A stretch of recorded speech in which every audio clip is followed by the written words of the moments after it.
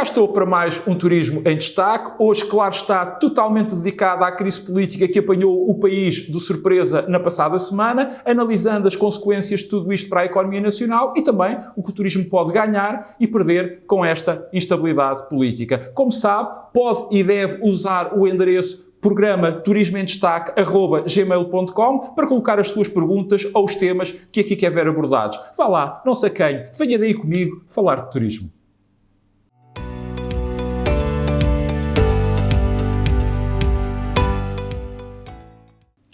Antes de dizer quais são aquelas que, em minha opinião, são as principais consequências para a economia nacional que resultam da atual crise política, eu devo começar por sublinhar e, sobretudo, por agradecer a autêntica inundação de perguntas que me chegaram sobre este tema e dizer também que espero sinceramente que as duas que escolhi consigam, de alguma forma, abranger a totalidade do espectro daquilo que me foi perguntado através do endereço programa turismoemdestaque@gmail.com, que aliás está aqui a passar em rodapé e que lhe peço, por favor, que o use e que o abuse para colocar as perguntas que aqui quer ver respondidas ou os temas que aqui gostaria de ver abordados. Já sabe que, se ainda não tomou nota, aproveite programa turismoemdestaque@gmail.com. A sua participação é sempre muito, mas mesmo muito bem-vinda. Dito isto, vejamos então agora aqueles que, em minha opinião, são as consequências para a economia nacional desta crise política. E aqui eu devo começar por dizer que esta crise política, como aliás qualquer crise política, é sempre má para a economia nacional. Porque, por um lado, causa perturbações, causa desconfiança, causa imprevisibilidade, causa incerteza, ou seja, tudo coisas que são prejudiciais para um bom ambiente económico, para um bom clima dos negócios, sobretudo também que fazem com que os agentes económicos se retraiam e também, igualmente, isso aconteça aos investidores, sejam eles nacionais ou estrangeiros. Por outro lado também, porque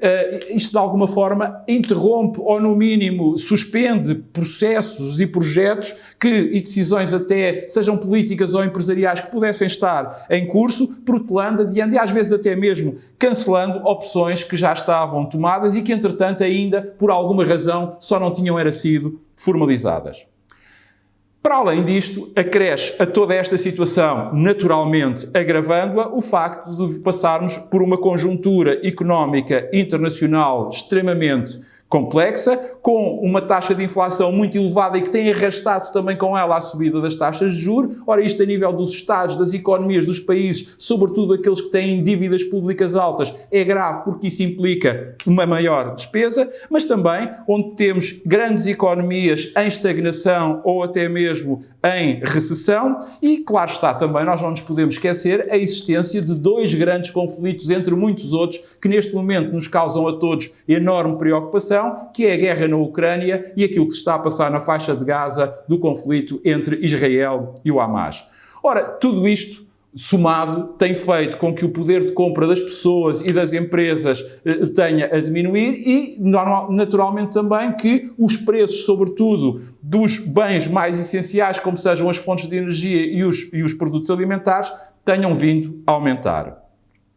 Ora, se este de facto já não era, por assim dizer, um bom cenário para uma economia aberta, pequena e até periférica como a nossa, claro está que, no caso de Portugal, ainda há situações que decorrem desta crise política que agravam esta situação e que, quanto a mim, merecem ser sublinhadas. E temos algumas positivas e algumas negativas. Do lado de negativo, eu queria aqui começar por destacar 4 pontos. Desde logo o primeiro tem a ver com a imagem externa do país que foi profundamente afetada. Aliás, basta ver os órgãos de comunicação internacionais nestes últimos dias para se perceber bem disso. E, portanto, há neste momento, lá fora, a percepção que o nosso país não tem uma classe política e uma classe empresarial séria, honesta, que as coisas por cá só funcionam na base das cunhas e do compadrio e, sobretudo, há que ter atenção que isto não é um caso isolado, é que nestes últimos anos nós temos vindo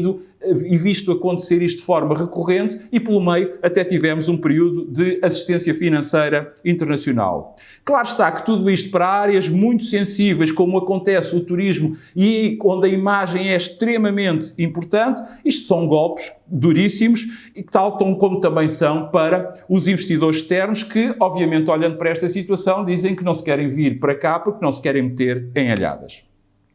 O segundo grande aspecto negativo desta crise política tem a ver com a execução do PRR, do Plano de Recuperação e Resiliência, que já não estava a ser famoso, como todos sabemos, mas que agora vai fazer ou se quisermos, mais um com passo de espera. E este é claramente o preço que Portugal vai ter que pagar por ter optado por canalizar a maior enxurrada de fundos comunitários que há memória, sobretudo para o setor público e não para quem de facto cria emprego e cria riqueza, que são as empresas. Ora, com o Estado em modo de pausa e em razão de termos um governo que está de missionário e está em gestão, tudo isto fica mais parado e adiado em termos da aplicação das verbas.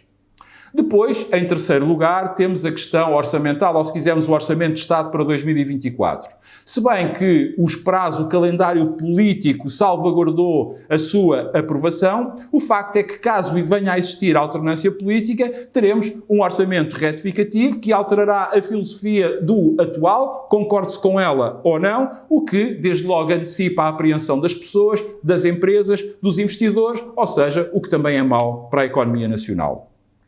E este terceiro ponto leva-me ao quarto e último ponto, pois se das eleições legislativas de 10 de março não resultar uma maioria clara, podemos estar perante um impasse político que em nada abonará o desenvolvimento da economia nacional e que poderá até colocar-nos numa espécie de limbo económico à espera que a política e os políticos se acabem por entender.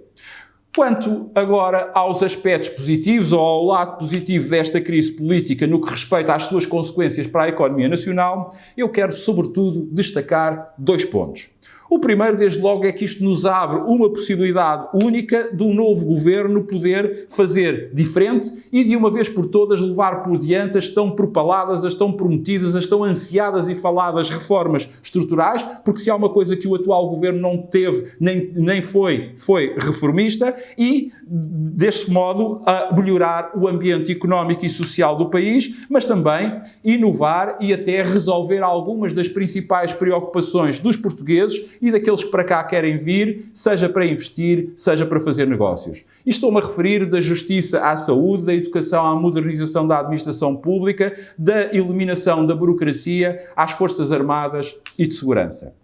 E o segundo grande aspecto positivo que esta crise política pode dar para a nossa economia é que nos permite também termos a oportunidade de levarmos a cabo uma alteração profunda do nosso modelo de desenvolvimento económico, diversificando a nossa economia, de modo a deixarmos de estar dependentes, ou se quisermos, de sermos e vermos constantemente a economia nacional ser literalmente carregada às costas pelo turismo e assim preparar-nos melhor para fazer face às crises internacionais, sejam elas económico-financeiras, sanitárias ou de qualquer outra natureza. Em suma, e do ponto de vista estritamente económico, a maioria absoluta que agora se auto-implodiu, que ela mesmo se desbaratou a si própria, foi um autêntico tiro no pé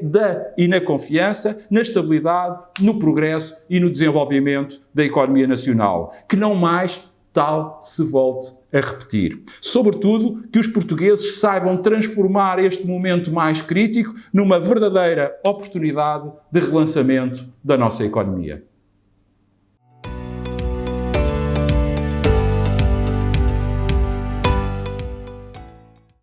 De facto, creio que é exatamente isto. No fundo, o que é que o turismo pode ganhar e o que é que o turismo pode perder com a atual instabilidade política. E, desde logo, há algo que me parece muito óbvio e até elementar e que tenho que aqui destacar, é que, sendo o turismo uma atividade económica, tudo aquilo que eu referi de consequências positivas e negativas para a economia nacional na resposta à questão anterior, também, claro está, se aplica à atividade turística. Contudo, eu devo dizer que há aqui alguns aspectos de importância crucial para o progresso e para o desenvolvimento do turismo português que, quanto a mim, é importante serem considerados, se quiser, os mais e os menos resultantes desta instabilidade política. E, desde logo, começando pelos aspectos positivos, ou se quisermos pelos mais, eu quero aqui destacar 5 pontos. Em primeiro lugar, é que esta instabilidade política vai-nos dar a possibilidade do turismo ver-lhe reconhecida a importância política que o seu peso económico e social por si mesmo já reclama, ou seja, que se consiga retificar o facto dessa excrescência, essa autêntica diluição de que a atividade foi alvo, juntando-a com o comércio e os serviços numa Secretaria de Estado, algures diluída no meio do Ministério da Economia e, antes pelo contrário, agora sim, colocar o turismo na principal centro de decisão executivo do país, isto é, no Conselho de Ministros. Para aqueles que me conhecem e que já me acompanham há mais tempo, sabem que eu há muitos, mas mesmo muitos anos, que defendo a criação de um Ministério do Turismo, que tenha os transportes e, sobretudo, que tenha a aviação. E já que falo em aviação, isto leva-me ao segundo aspecto positivo, é que esta também é algo que eu venho dizendo há anos e anos, que é, esta é uma oportunidade de ouro para, de uma vez por todas, Portugal fazer algo que há décadas não tem. É definir uma estratégia, uma política para o setor da aviação, desde logo passando a considerá-lo como parte integrante e peça fundamental da atividade turística. E isto leva-me ao terceiro aspecto positivo desta instabilidade política, que tem a ver com o podermos melhor, agora ter tempo para se ponderar melhor todo o processo de privatização da TAP, como aliás eu tive a oportunidade de aqui referir no episódio da semana anterior, argumentos esses que me escuso de voltar a repetir. Em quarto lugar, esta também é uma possibilidade séria de se reconhecer que o turismo tem especificidades muito próprias, diferentes das demais áreas de atividade económica, já que, por exemplo, a atividade turística trabalha em contraciclo face às demais, ou seja, os períodos de maior elaboração do turismo são inversamente proporcionais aos períodos de maior elaboração das demais áreas de atividade económica. É uma atividade que tem várias sazonalidades, tem sazonalidade horária, tem sazonalidade diária, tem sazonalidade semanal, mensal e por aí fora. É uma atividade que tem uma matéria-prima riquíssima, muitíssimo complexa, altamente desafiante, porque a sua matéria-prima são pessoas. É uma atividade que, ao contrário de muitas outras, não consegue criar estoques. É uma atividade cuja avaliação dos produtos, dos serviços que são adquiridos, nunca se faz no ato de compra, mas apenas a quando da sua fruição, ou na maior parte das vezes a posteriori. É normalmente a posteriori que o consumidor avalia o custo-benefício que obteve dos produtos e serviços que adquiriu. É uma atividade económica cuja oferta, cujos ativos não são, ao contrário de muitas outras, deslocalizáveis. E, finalmente, é uma atividade económica fundamental para as nossas exportações. É bom nós não esquecermos que 1/5 das exportações portuguesas resultam diretamente do turismo, mas exportações que têm um aspecto único, essencial e diferenciador. É que o seu consumo tem que ser feito dentro de portas com óbvios e inúmeros e incontáveis efeitos multiplicadores nas demais áreas da economia. Ora, por tudo isto e por muito mais que eu podia aqui referir, o turismo tem que ser objeto de um tratamento diferenciado, seja do ponto de vista legislativo, seja do ponto de vista dos apoios e incentivos ao investimento e à própria atividade, seja do ponto de vista fiscal, etc, etc.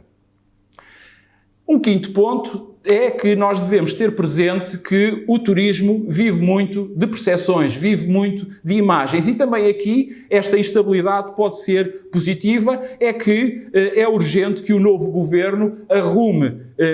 a casa, por assim dizer, acabe com estas histórias de casos e de casinhos, mas também com as deficiências dos serviços públicos que nós temos vindo a assistir, nomeadamente o que se tem passado na área da saúde, que dão uma péssima, uma horrível imagem nossa lá fora e que, lá está, que são explorados até ao limite pelos nossos concorrentes. Portanto, precisamos de um governo que credibilize o país. Visto agora àquilo que o turismo pode perder, ou se quisermos aos menos que o turismo pode